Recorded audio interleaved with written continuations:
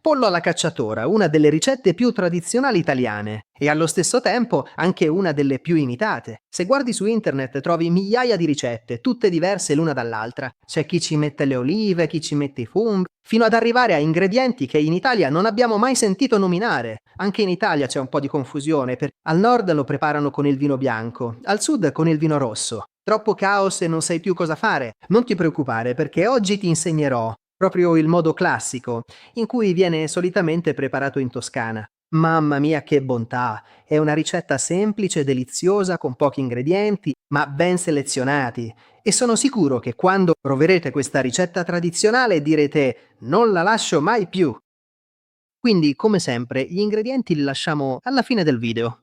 Ora, concentriamoci sulla preparazione. Lasciami dire solo una cosa a riguardo. All'ingrediente più importante di questa ricetta, il pollo. Puoi usare un pollo intero oppure tagliato a pezzi. Io ti consiglio di sceglierlo già tagliato a pezzetti, piccoli. In questo modo cuocerà prima e allo stesso tempo prenderà più sapore. Se trovi un pollo ruspante è ancora meglio. Sono quelli gialli che hanno mangiato bene e sono stati all'aria aperta a passeggiare e camminare con i loro amichetti. Questi hanno un sapore molto più ricco, anche la consistenza della carne è molto più gustosa. Un altro discorso. Naturalmente con la pelle, che non andremo a togliere durante la preparazione, la potrai togliere quando la mangerai, ma durante la preparazione la lasceremo. Potresti trovare qualche pelo o piuma rimasta. Questi pelucchi, come vi avevo mostrato nella ricetta del pollo alla brace, dobbiamo toglierli. Non li andremo a togliere uno a uno come se stessimo facendo le sopracciglia. Dobbiamo bruciarli. Per fare questo possiamo usare un accendino. Puoi tranquillamente decidere di usare anche la fiamma del fornello, quello che preferisci o che ti viene più comodo.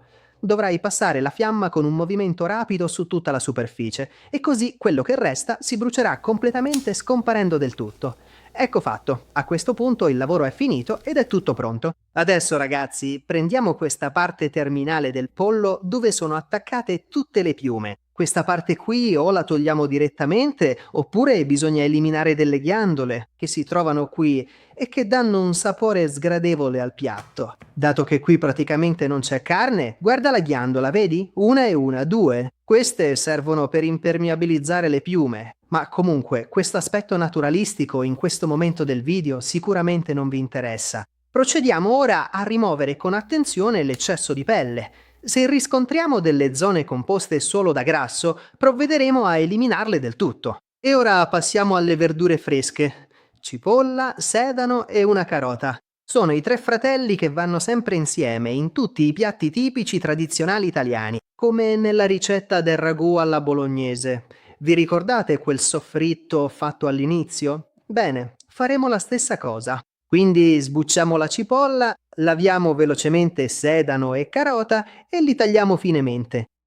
Dalla cipolla andiamo a rimuovere sia la base della radice che la sua estremità anteriore. Ora procediamo con molta attenzione a rimuovere tutta la buccia esterna, assicurandoci di farlo con estrema cura per non rovinare la parte interna del frutto che andremo a utilizzare.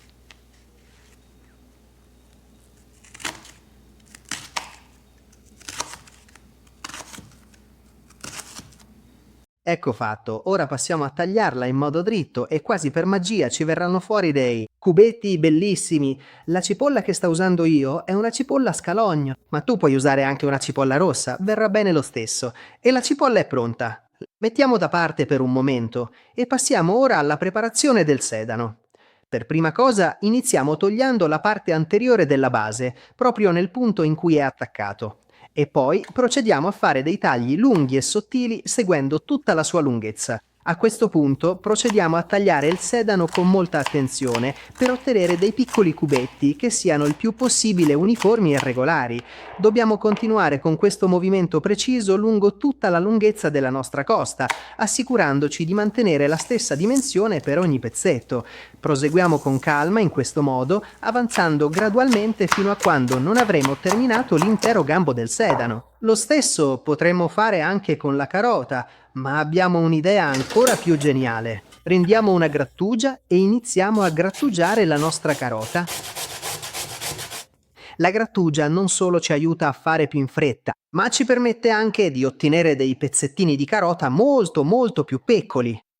Questi durante la cottura si sciolgono diventando crema e rendendo anche la nostra salsa più densa. Una meraviglia! Quando invece tagli la carota a brunoise, anche se il pezzettino è molto piccolo, ci mette molto tempo a cuocersi e quando arriva in bocca ha sempre quel sapore un po' troppo dolciastro, che personalmente non è che mi piaccia poi così tanto.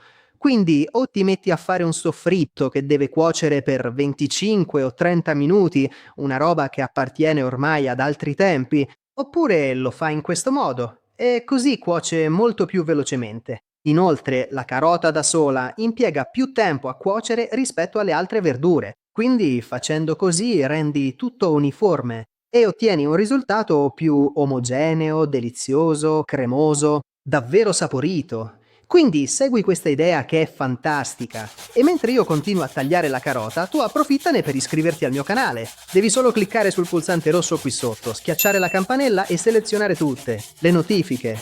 In questo modo, ogni volta che carico un nuovo video, YouTube ti avviserà. E questa parte finale me la mangio con gusto.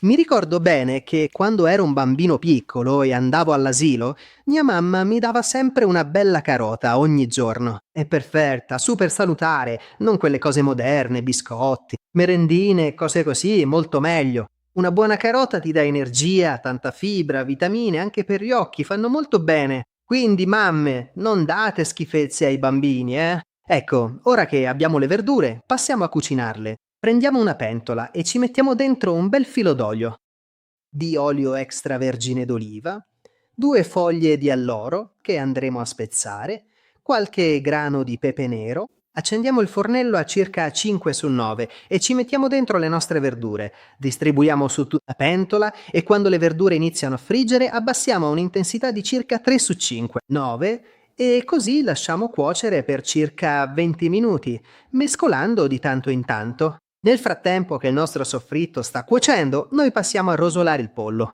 Prendiamo un'altra padella, accendiamo il fuoco a un'intensità di 7 su 9 e aggiungiamo un filo d'olio e mettiamo dentro il nostro pollo.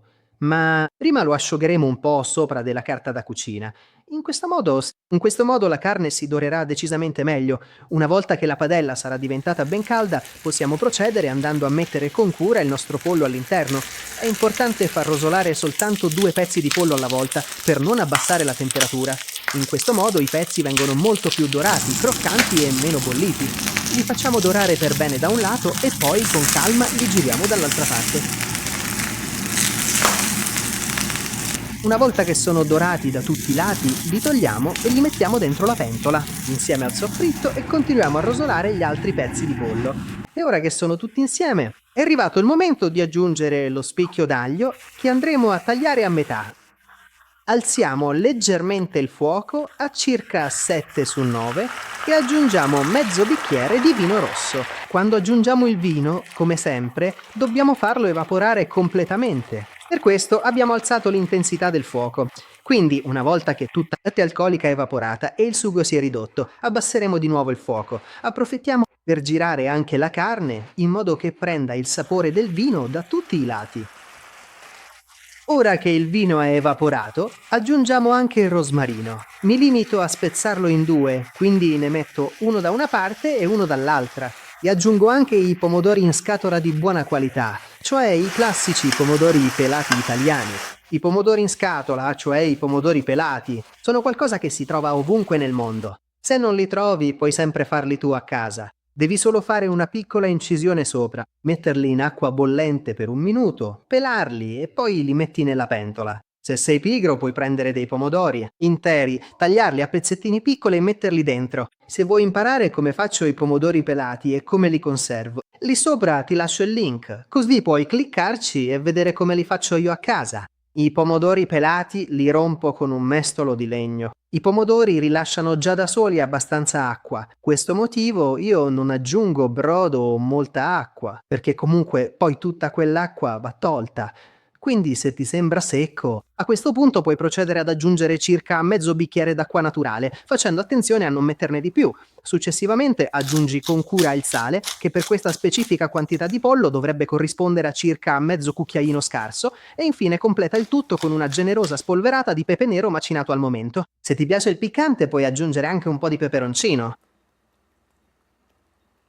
Puoi metterlo fresco, secco, come preferisci, ma non dirlo a mia moglie, altrimenti si arrabbia. E poi copriamo e continuiamo a cuocere per circa 30 minuti. Durante questo tempo controllalo ogni tanto per essere sicuro che non si stia asciugando troppo. Mescola così si cuoce in modo uniforme e se ti sembra che si sta asciugando troppo, aggiungi un goccio d'acqua. Ci vediamo tra mezz'ora. Gli ingredienti che abbiamo usato per questa deliziosa ricetta sono 1 chilogrammo di pollo tagliato a pezzi, una cipolla, uno spicchio d'aglio, un rametto di rosmarino, una carota, un gambo di sedano. Aggiungiamo delle olive nere. Queste sono opzionali, ma a me piacciono davvero moltissimo.